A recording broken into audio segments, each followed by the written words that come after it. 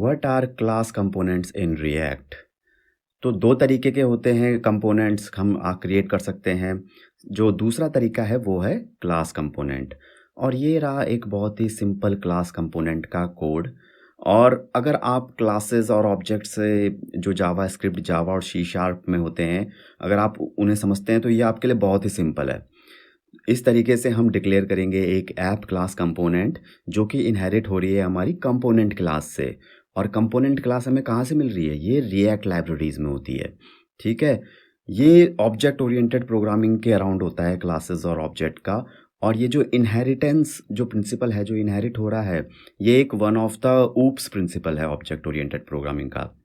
इसमें क्या होता है कि ये जो आपका ऐप क्लास है, अब इस कंपोनेंट जो क्लास है बेस क्लास, उसके सारे मेथड और प्रॉपर्टीज अगर होंगी उसमें, तो वो उनको अपने पास रख लेगा, मतलब उनको यूज कर सकता है अब ये ऐप क्लास।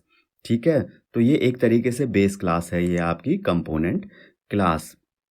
तो फाइनली हम सेम लास्ट में वही रिटर्न करेंगे। और यहाँ पर एक रेंडर मेथड भी है स्पेशली, जो कि हमारा फंक्शनल कंपोनेंट में हम नहीं यूज़ करते, यहाँ होता है। बाकी रिटर्न तो आपको पता ही है, हमारा ये एलिमेंट जो है ब्राउज़र पे डिस्प्ले हो जाएगा।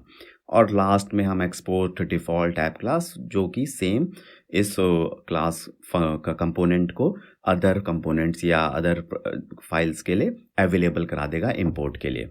ठीक है, तो अब हमें 3 पॉइंट याद रखने हैं क्लास कंपोनेंट के बारे में। पहला, class components are defined using JavaScript classes. याद है ना, जो फंक्शनल कंपोनेंट और जावा स्क्रिप्ट फंक्शन और ये जावा स्क्रिप्ट क्लासेस होते हैं। ठीक है, तो जावा स्क्रिप्ट में भी क्लासेस होती हैं। ओके, उसके दूसरा, they are stateful components by using the life cycle methods. बहुत ही important point, life cycle state management कर सकते हैं हम क्लास कंपोनेंट्स में with the help of life cycle methods. तीसरा, the render method in a class component is responsible for returning JSX। तो render method हमारा फंक्शनल में नहीं था बट यहाँ पे है। और ये तीनों पॉइंट यहाँ पे लिखे हैं ताकि लेटर आप इनको रिवीजन भी कर सकते हैं इस PDF को डाउनलोड करके।